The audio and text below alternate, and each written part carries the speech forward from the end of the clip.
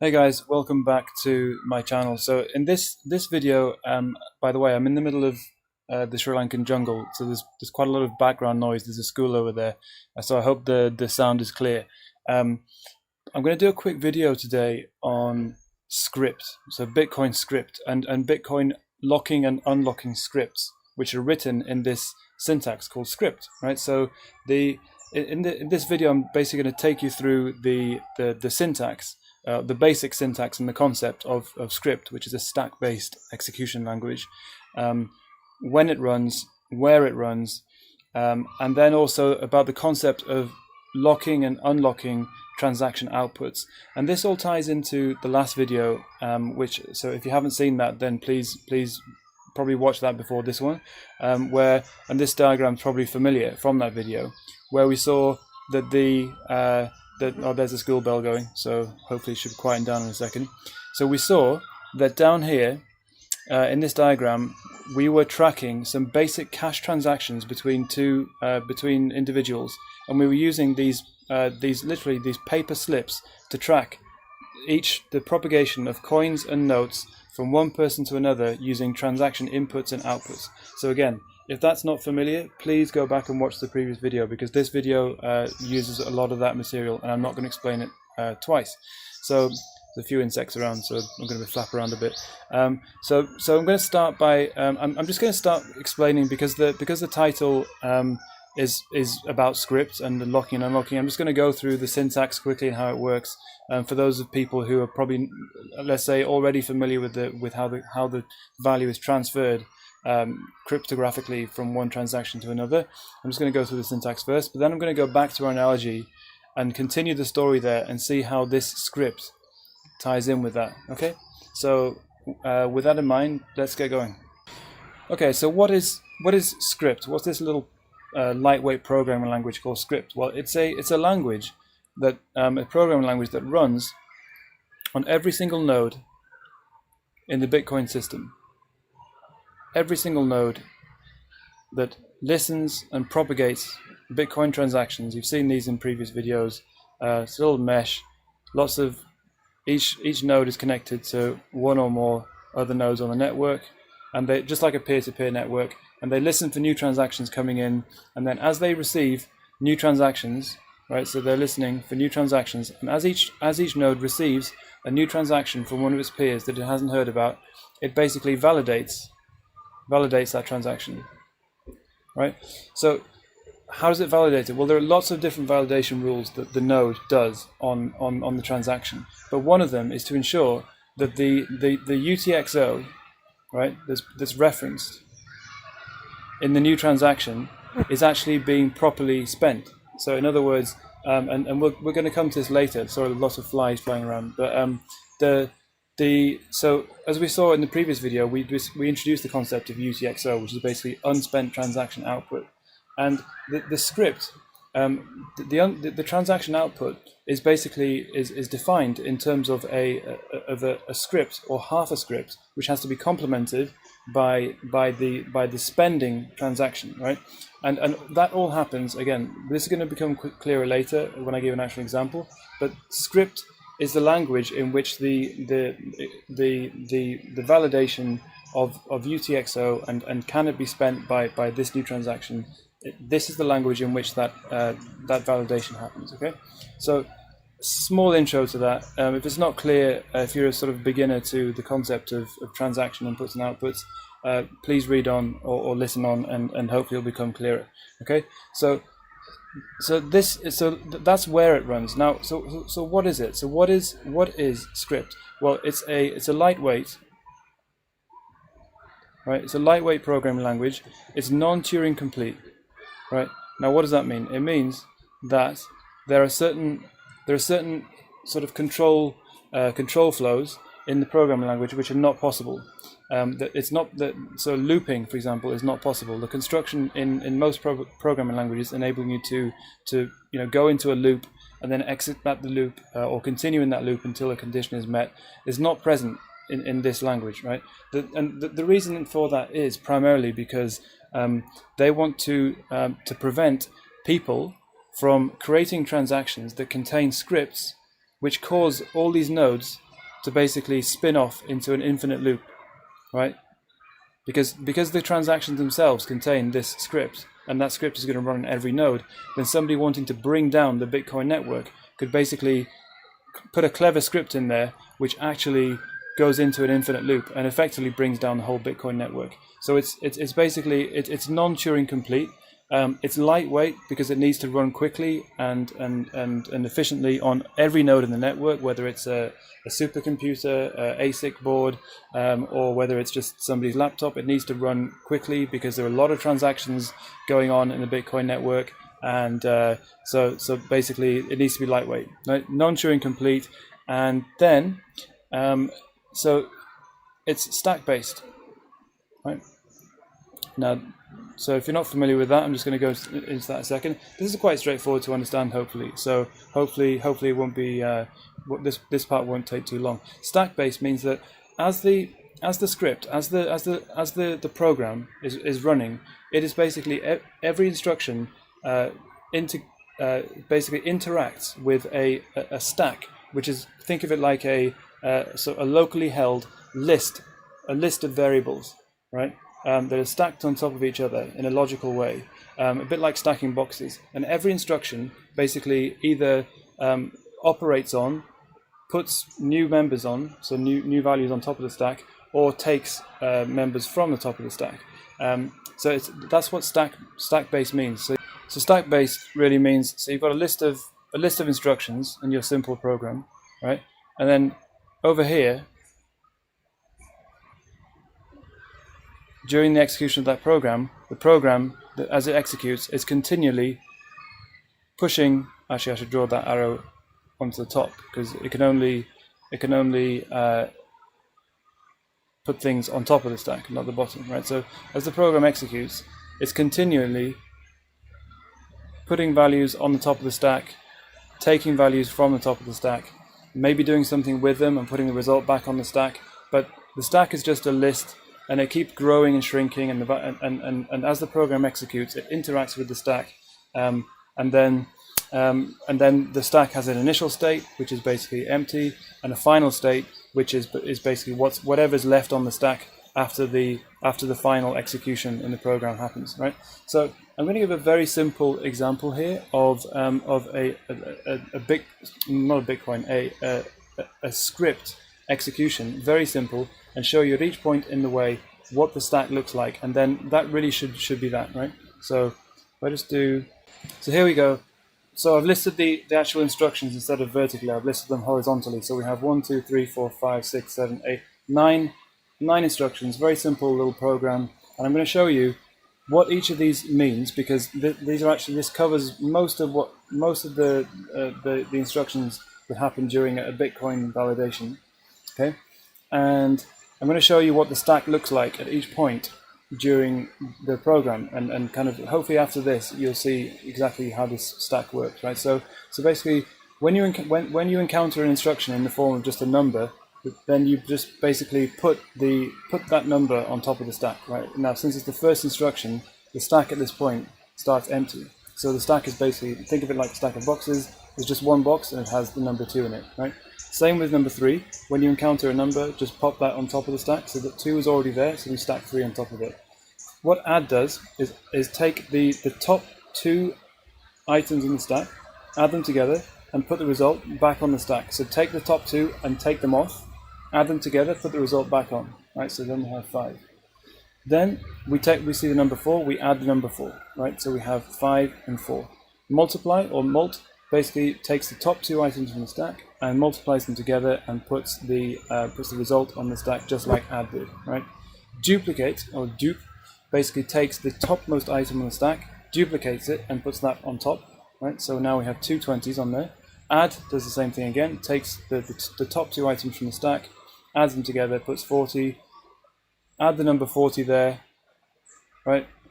So we have 40 and then 40, and then equal, which is a very important one, would basically take the top 2 items from the stack and replace them with true if they're equal and false if they're not equal, right? So after this little program here with 9 steps, we have the value. We start with an empty stack and we end with the value true, right? So that's really all I need to say about.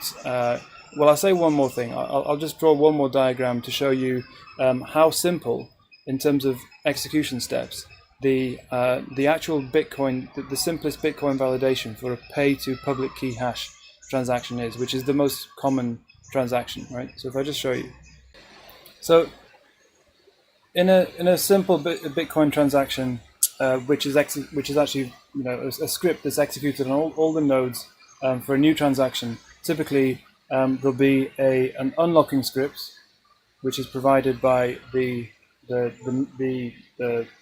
payer of the new transaction, and which gives you the first two parts, which is basically a signature and a public key. I'm going to go into more detail on these in the next video. Okay, but I'm just giving you an idea of just to give you an idea of the fact that this language is very lightweight, even for real Bitcoin transactions. Here we have only 7 steps, right? Only 7 steps in this validation. Then, so we basically we provide a signature, we provide a public key, so the signature goes on the stack, then the public key goes on the stack, then this stuff. This comes from the output of the transaction that's being paid. So this comes from the UTXO that is being spent in the new transaction.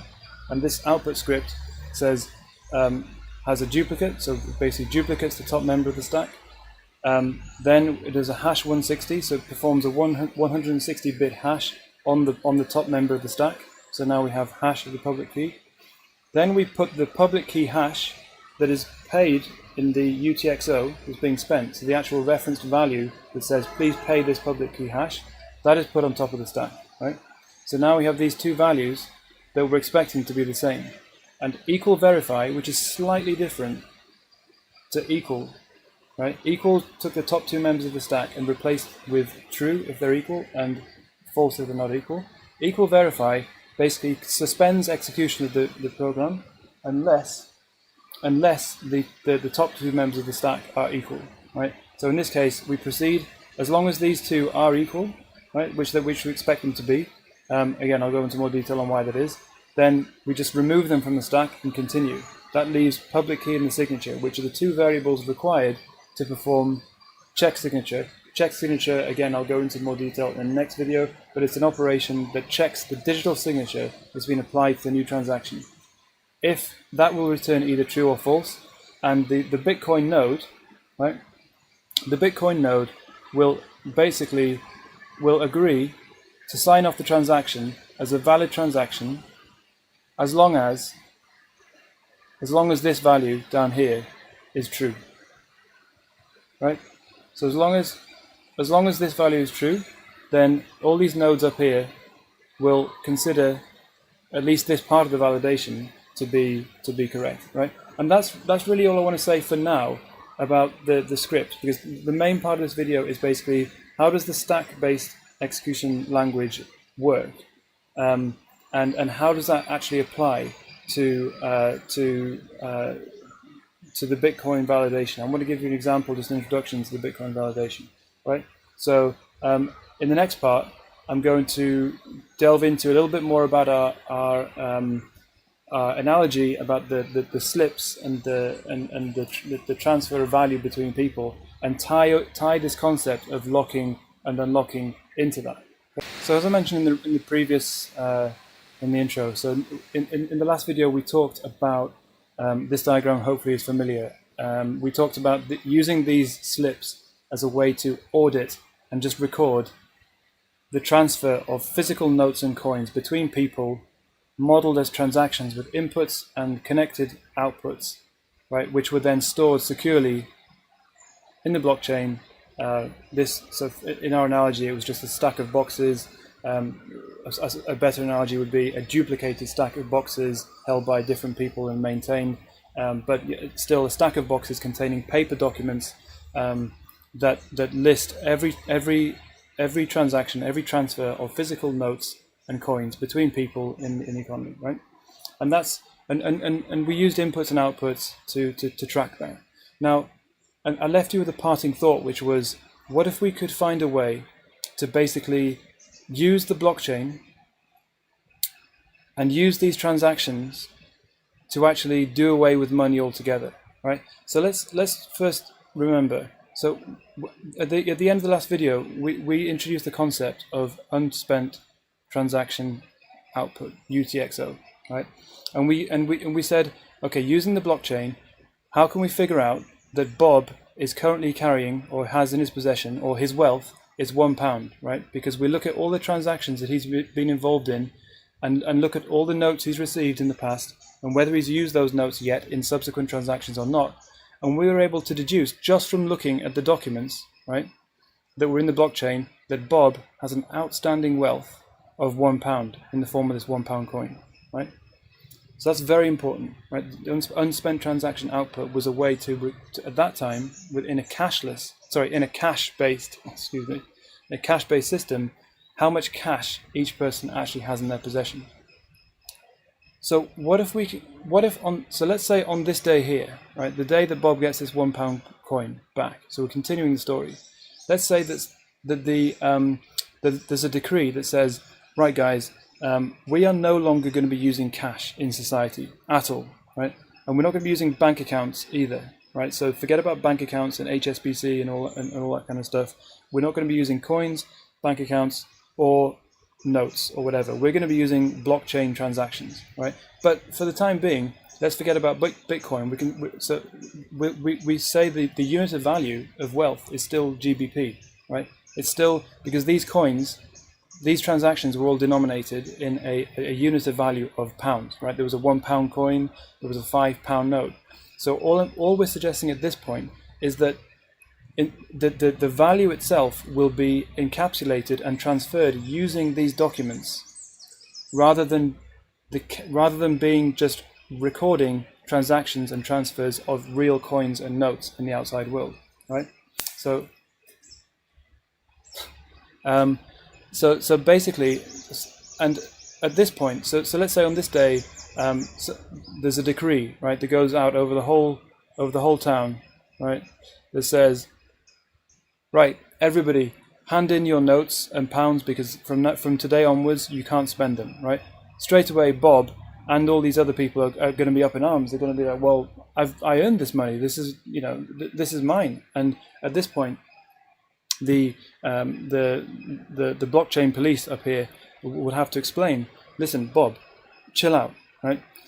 Your value, your wealth is safe, right?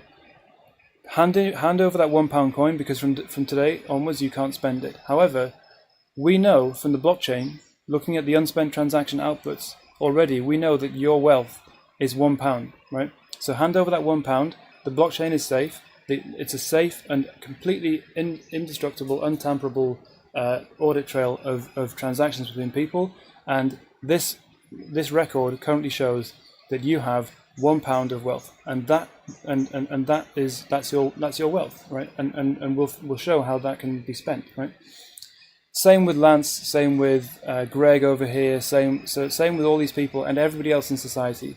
Their wealth is recorded and defined by their UTXO on the blockchain, right? Their unspent transaction output that is basically tied to them. Okay, does that make sense? So we're going to tie this back to the, locking and unlocking scripts in a second, right? So basically, at this point, everybody's a bit sort of, ooh, okay, well, that sounds a bit weird, but so I understand there's a safe record of my wealth in the blockchain. That's fine. So at least there's an audit trail of how much my wealth should be. But that's all well and good. How do I actually go and spend this £1, right? How do I spend this pound? Because I don't have coins or notes anymore.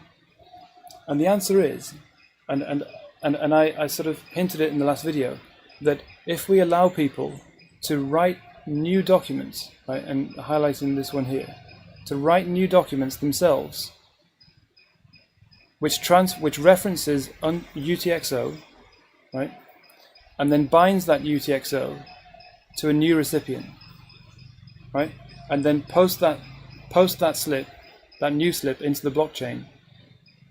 That in itself is a way to transfer the value from Bob to whoever he wants, right?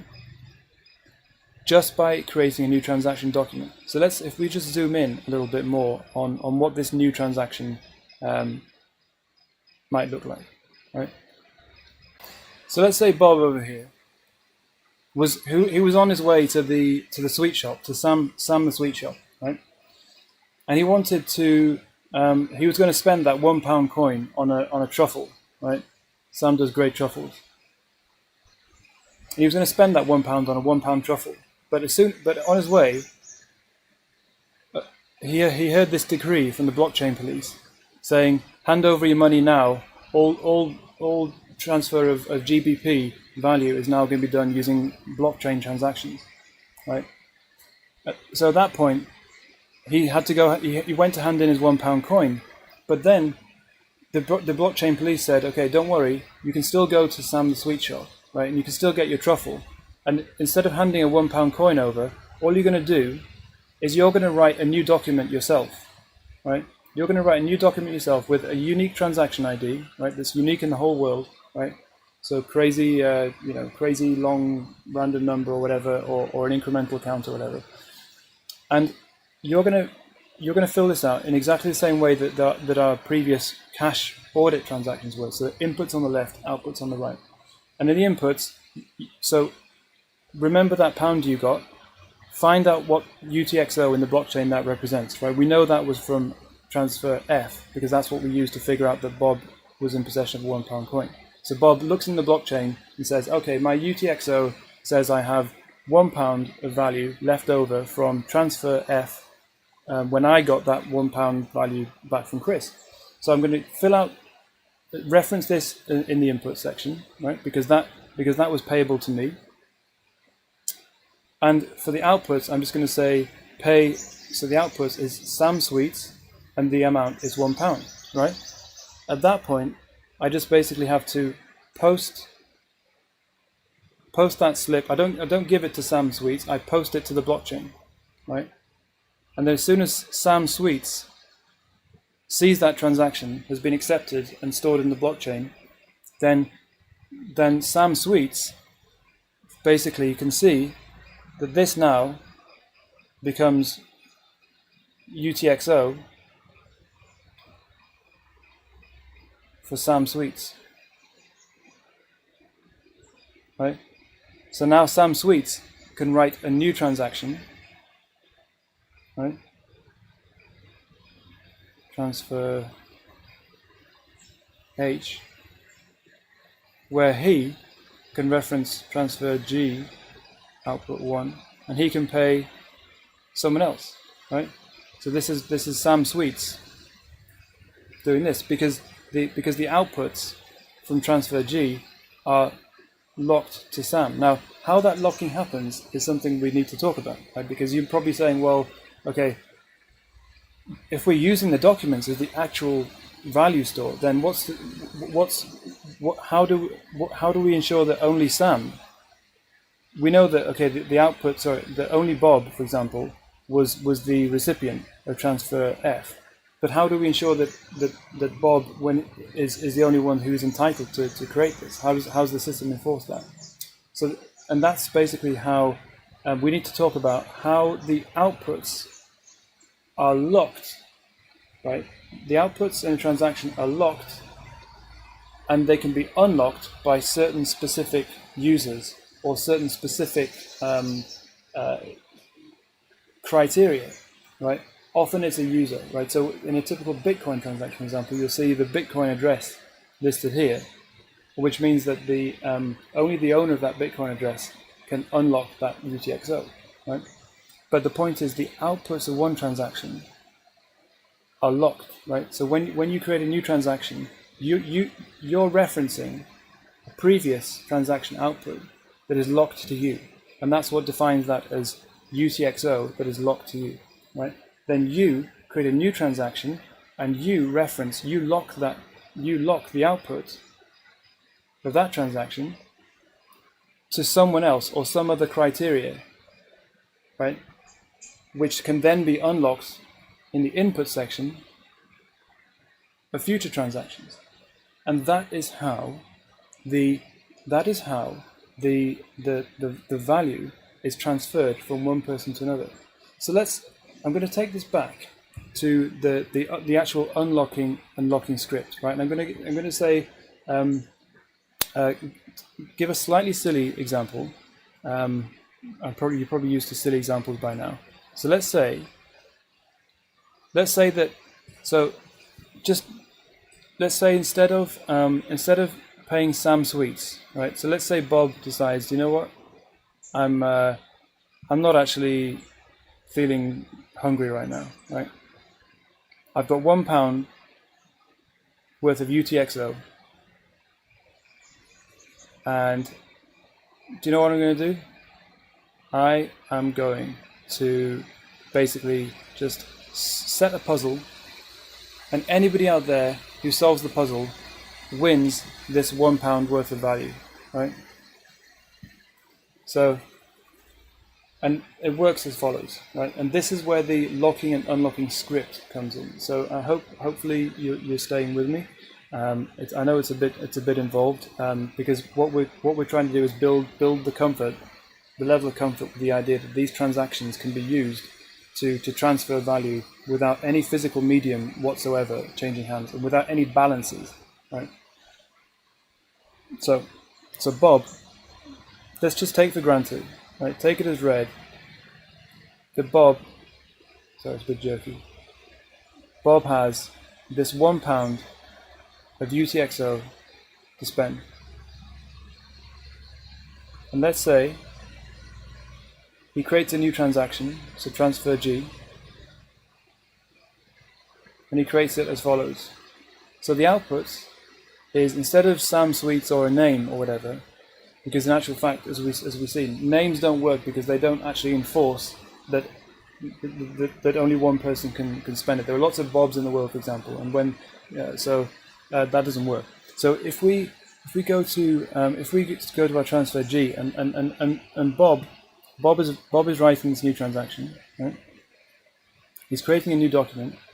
He's saying, okay, I'm spending this output here, right?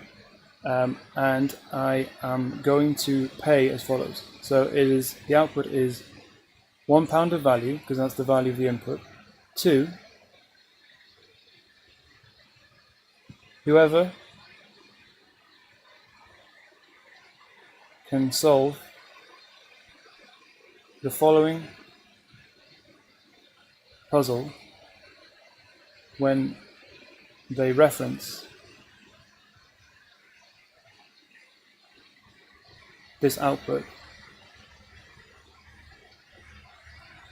in a transaction input. In other words, if anybody can solve the following puzzle and reference this transaction output, transfer G, output 1, providing a solution to the following puzzle, and I'll write it in a second, then they will be able to reference this UTXO, right, and therefore spend this UTXO, right? The puzzle is as follows, and it goes back to our script, right? It's provide a script, so provide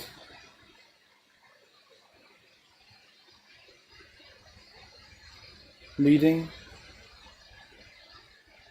instructions. Let's zoom in a little bit, such that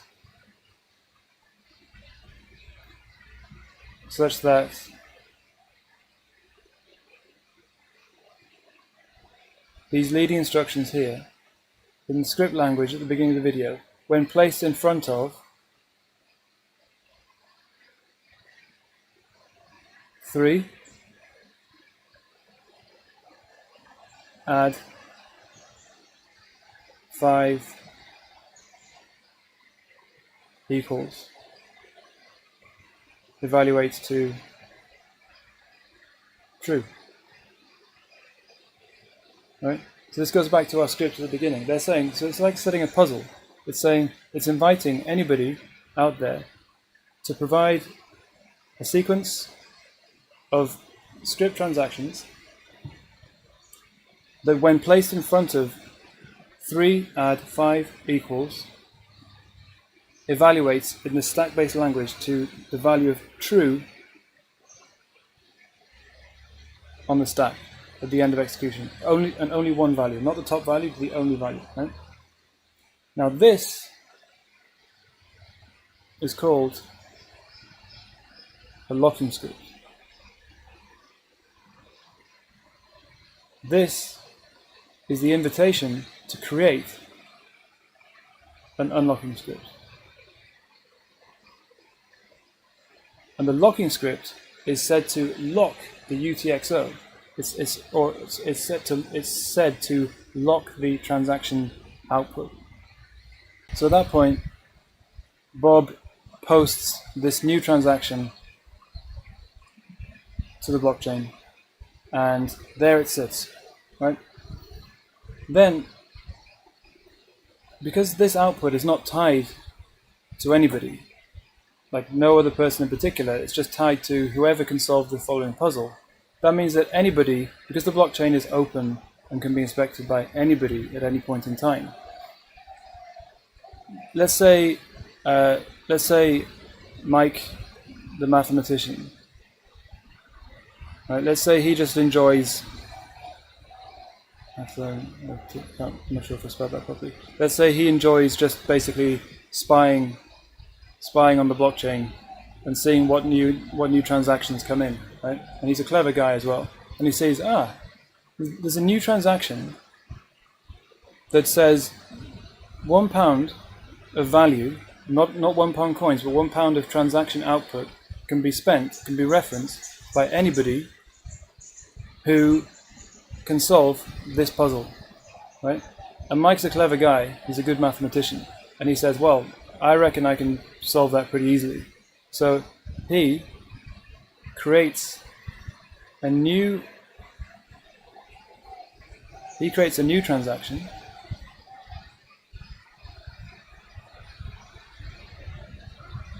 right? And this is transfer H. So Mike is creating this transaction, and in the new system, he fills out his own inputs and outputs. He selects a unique identifier of the transaction. He writes the inputs and the outputs. And the input section, he says what he has to do is he has to say, first of all, which transaction output are you referring to? So which UTXO, because this output has not yet been spent by anybody. Mike is the first person to spot this. He says, okay, so transfer G, output number 1. This is the output they're referring to. But now, instead of just referring to the input, he also has to add the unlocking script, which unlocks the locking script, right? And his solution is as follows. He figures, well, okay, so 2, and then if I just put 2 in front of 3, add 5 equals. So this is what Mike adds, and then this is the locking script, and this is the unlocking script. So he provides 2, so then the stack looks like 2, and then 2, 3, and then 5, and then 5, 5, and then after equals, it is, lo and behold, true. So he solved the puzzle. So all he has to do is to say, so my unlocking script is 2, right? So he not only specifies the input that he's spending, he actually has to specify the unlocking script as well. Now, normally we've seen, okay, transactions just go straight into the blockchain, right? We talked about these slips, they just get created, they go to the blockchain. But now, somebody has to evaluate this puzzle and say, actually, has Mike successfully solved this? So before putting this in the blockchain as a valid, sealed for till the ends of time transaction, it needs to be validated by a team of validators, right? And these are like the Bitcoin nodes on the system, right? But let's say these are a team of validators, So before submitting this transaction to the blockchain, and by the way, if you're wondering what happened to all the other transactions in the past, yeah, we'll come to that. I mean, the point is, because every transaction depends on previous ones, at some point you have to introduce a new concept. So I'm aware that this transaction here, there's a slight sort of inaccuracy there. So we'll cover that in a second. But I'm aware that this is the first transaction that really looks like the proper new transaction type that we're talking about, that actually transfers the value from one person to another using the transaction documents, not the cash. So we have this team of evaluators, and they all take it in turns to basically check that the solution, the unlocking script that Mike has submitted here, does in fact unlock the puzzle, the locking script, which is 3 add 5 equals, and that does indeed come out with a value of true at the end of it. So these guys all check the document, right? And they all say, yep, looks good to me. Like, great job, Mike. So the document goes into the blockchain.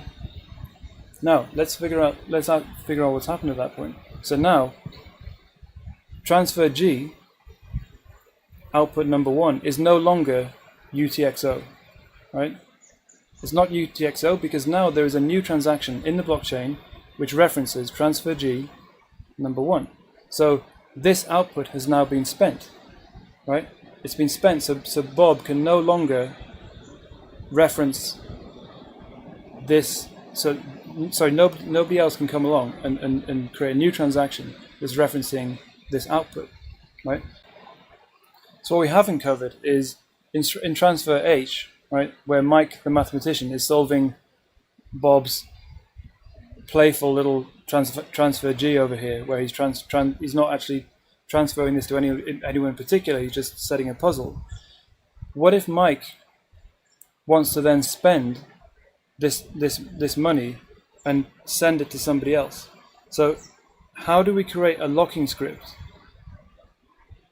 that can only be unlocked by a particular person, not by any person who can solve a random simple mathematical puzzle, but how do we create an output that can be only spent by a particular person? Okay, so these locking and unlocking scripts, so this is the unlocking script.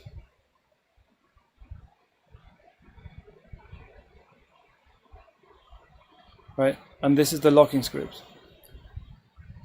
So from now on, all transactions will have locking scripts and unlocking scripts. This is so that this is to restrict who can actually spend that transaction output in subsequent transactions, right? Now, one other step I didn't mention, which is related to this, is that on the day that we remove this cash from society and start using transactions to actually not only record and report wealth, but also to transfer wealth, what we have to do is, and this is going back to the input from transfer G, we have to take the existing transactions in the blockchain and we actually have to tie them properly to their owner. So for example, it's no longer good enough to just say, okay, well, transfer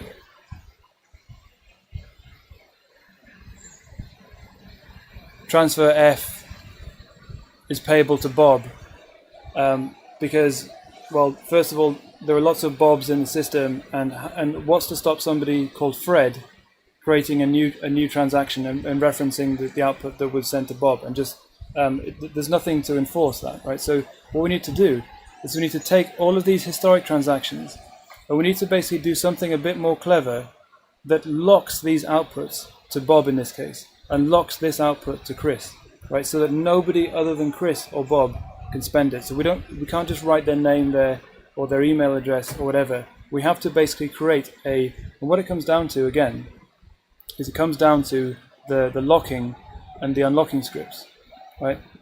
We need to create locking scripts for all previous historic transactions which actually lock the output to the correct individual, right? And so this has to be done for all previous transactions. So we take all the previous transactions out and we say, do you know what, we're going to have to basically replace every transaction that we've got with a similar document, but instead of just having the name there, we're going to have a locking script so that only Bob can spend the transaction spent to Bob. And then that enables people to specify their own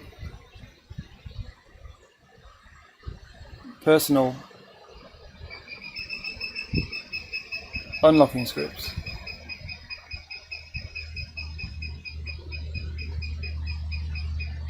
When they spend that transaction output, right?